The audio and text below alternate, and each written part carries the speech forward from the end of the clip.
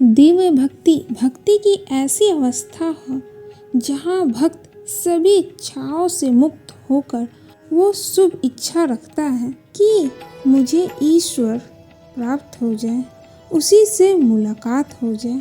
उसके हृदय से इस भावना से प्रार्थना करती है कि ईश्वर मुझे अब तुम ही चाहिए, कम से कम कुछ नहीं चाहिए।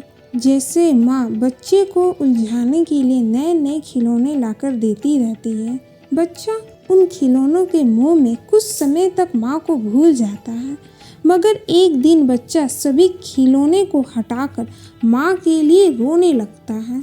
तब माँ को सारे काम छोड़कर बच्चे के पास आना ही पड़ता है।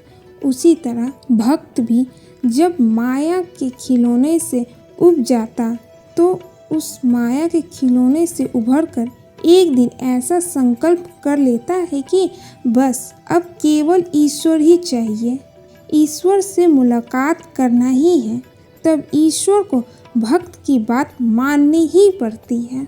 किसी को पसंद आना बहुत आसान है, मगर हमेशा उसकी पसंद बने रहना बहुत मुश्किल है। संबंध कभी भी बराबरी करने से नहीं पनपते हैं।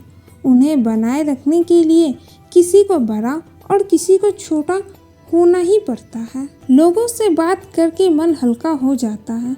हमारी प्रॉब्लम सुनकर अगर उन्हें चिंता, निराशा, डर या दुख हुआ, उन्होंने हमारी या दूसरों की निंदा की तो उनकी वाइब्रेशन हमें भारी कर देगी। बात उनसे करें जो हर प्रॉब्लम में स्थिर रहें। सही सोच सबका नज़रिया समझें। हमें सिर्फ समाधान नहीं, शक्ति भी मिले। बुद्धि सबके पास है, चालाकी करनी है या ईमानदारी, ये संस्कारों पर निर्भर करती है। विश्व की सभी आत्माएं सदा सुखी रहें, शांत रहें, पवित्र बने, योगी बने, निर्विकार भी बने, निरंकारी बने। सबके पाप खत्म हो जाए, विकार खत्म हो जाए, बंधन खत्म हो जाए, रोग खत्म हो जाए, परेशानियां खत्म हो जाए, विघ्न बाधाएं समाप्त हो जाए, सबको परमात्मा का ज्ञान प्राप्त हो जाए, सब परमात्मा की श्रीमत अनुसार जीवन यापन कर वर्षों के अधिकारी बन जाए, सब मोह माया नष्ट हो जाए। ऐसी मेरी सर्व के प्रति शुभकामनाएं हैं। इंसान के दुख के 5 कारण, 5 चीज़ें ऐसी हैं जो हमारे दुख को सदा बढ़ाते रहती हैं। यदि ये कह दे कि यही 5 हमारे यहाँ के सभी दुखों के कारण हैं, तो ये गलत नहीं है। पहला, ईश्वर के मंगलमय दान को अस्वीकार करने की आदत। जैसे माँ बच्चे के रोने की परवाह ना कर उसे स्नान कराती है, शरीर पर जमे हुए मेल को रगड़ रगड़ के धोती है, उसके कपड़े बदलती है, मगर माँ बच्चे की रोने की परवाह कर उसे स्वच्छ रखना छोड़ दे तो बच्चा तो जीवित रह चुका। अज्ञानवश रोना तो बच्चे का स्वभाव है। माँ उस दृष्टि नहीं करेगी, क्योंकि माँ अपने बच्चे से निश्चित प्रेम करती है। इसी तरह जीवन में हमें जो भी फल के रूप में प्राप्त हो रहा है, उन सब के आगे पीछे मंगल में ईश्वर का मंगल विधान काम करता है।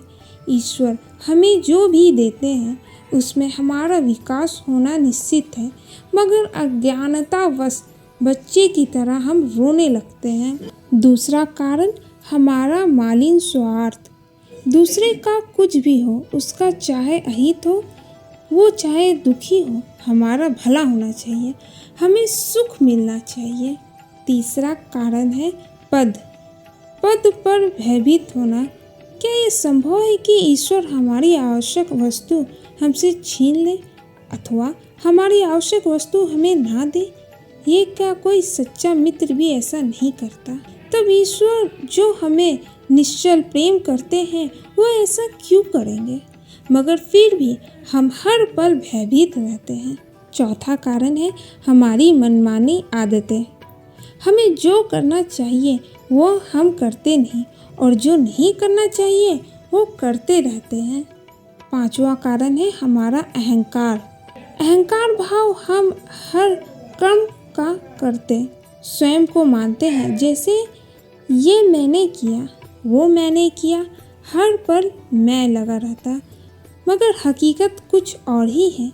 क्या आपने कभी सोचा है आपके हाथों में काम करने की शक्ति, पैरों में चलने की शक्ति, आँखों से देखने की शक्ति, मन में सोचने की शक्ति कहाँ से आती है?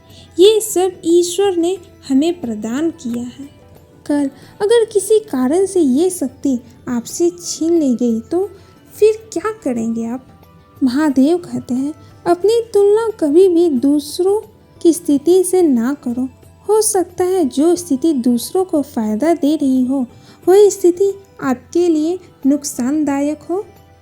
मिलते हैं फिर किसी ऐसे ही नए वीडियो में।